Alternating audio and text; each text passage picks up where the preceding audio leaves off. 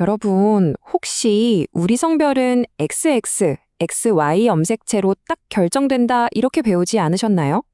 사실 그건요, 진짜 어마어마하고 흥미로운 이야기의 뭐랄까 시작에 불과해요. 자, 지금부터 우리가 학교에서 배운 그 단순한 공식을 살짝 넘어서 성을 결정하는 유전학의 진짜 놀라운 세계로 한번 들어가 보죠. 그러니까 진짜 우리 성별을 결정하는 게 뭘까요? 염색체일까요? 아니면 어떤 특정 유전자? 그것도 아니면 우리가 생각하는 것보다 훨씬 더 복잡한 문제일까요? 이 질문의 답을 찾아가는 여정, 바로 시작합니다. 자, 모든 이야기에는 시작점이 있잖아요. 우리 이야기는 지금으로부터 한 100여 년 전으로 거슬러 올라가는데요. 바로 과학자들이 처음으로 이 성결정의 단서를 현미경 속에서 딱 찾아낸 바로 그 순간입니다. 그 첫 단서는요, 1900년대 초에 월터 서튼이라는 과학자가 메뚜기를 관찰하다가 발견했어요. 세포 안을 들여다보니까 대부분의 염색체는 이렇게 짝을 이루고 있는데, 어라? 유독 크기가 다른 한 쌍이 눈에 띈 거죠. 네, 바로 그게 X랑 Y 염색체였습니다. 근데 여기서 끝이 아니에요. 심지어 정자는 X 아니면 Y 둘 중 하나만 가진다는 사실까지 밝혀낸 거예요. 그래서 마침내 바로 이거다. 이게 성을 결정하는 열쇠구나. 이렇게 결론을 내린 거죠. 근데 진짜 놀라운 건요. 이 메뚜기 연구가 우리 인간한테도 똑같이 적용된다는 거예요.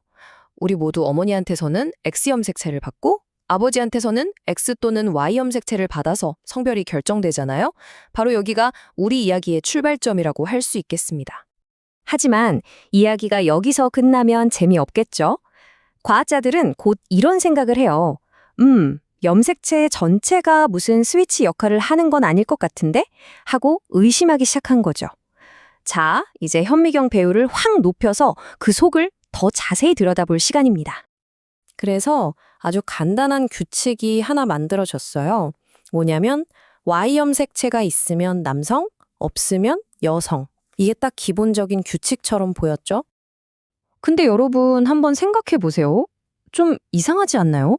아니, 수많은 유전 정보가 담긴 이 거대한 염색체 전체가 어떻게 자, 넌 남성이 되어라 하고 딱 스위치 역할을 할 수 있을까요? 혹시 진짜 스위치는 따로 있는 게 아닐까요? 바로 그거였습니다. 진짜 결정권을 준 건 Y 염색체라는 땅덩어리가 아니라 그 위에 있는 SRY라는 아주 작은 스위치였던 거죠. 이 SRY 유전자가 딱 켜져야만 비로소 남성으로 발달하는 과정이 시작되는 거예요. 다시 말해서 Y 염색체가 있어도 만약 이 SRY 유전자가 없거나 고장나면 이야기는 완전히 달라지는 겁니다. 이 발견은 우리에게 또 다른 사실을 알려줘요. Y가 남성을 만든다는 이 규칙이 우주적인 진리는 아니라는 거죠. 자, 여기 표를 한번 보실까요? 인간이랑 초파리를 비교해 볼게요.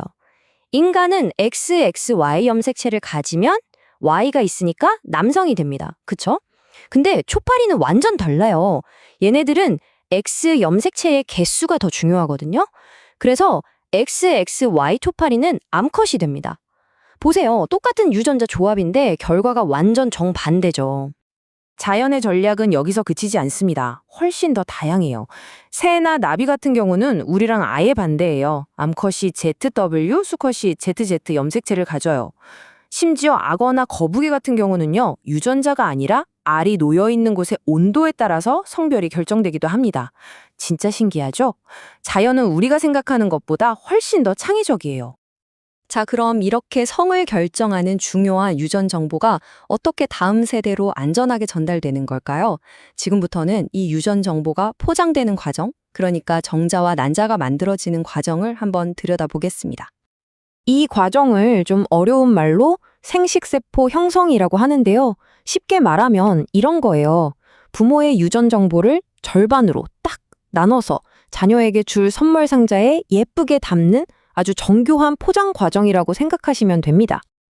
근데 말이죠. 이 포장 과정이 난자랑 정자에서 정말 극적으로 달라요.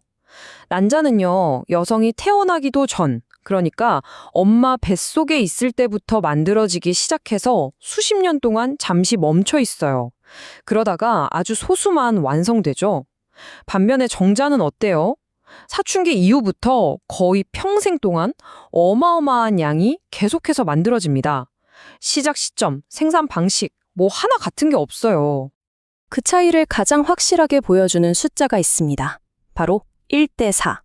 똑같은 세포 하나에서 출발하는데도요, 여성은 모든 영양분을 한 곳에 몰아준 단 하나의 거대한 난자를 만들고요, 남성은 기동성에 올인한 작은 정자 4개를 만들어냅니다.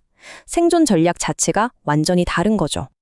자, 이제 이야기를 한 단계만 더 들어가 볼까요? 성염색체가요, 그냥 성별만 딱 결정하는 전용 택시가 아니에요. 오히려 다른 여러 유전자들을 함께 태우고 다니는 카풀에 가깝습니다. 이런 걸 반성유전이라고 부릅니다.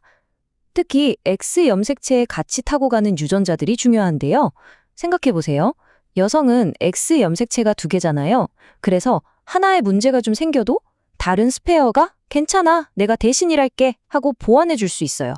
하지만 남성은 어때요? X가 딱 하나뿐이라서 그 유전자에 담긴 정보가 좋은 거든 나쁜 거든 그냥 그대로 드러나는 겁니다. 스페어가 없으니까요. 이것 때문에 아주 독특한 유전 파탈이 나타나는데요. 아버지는 아들에게 Y 염색체를 주잖아요.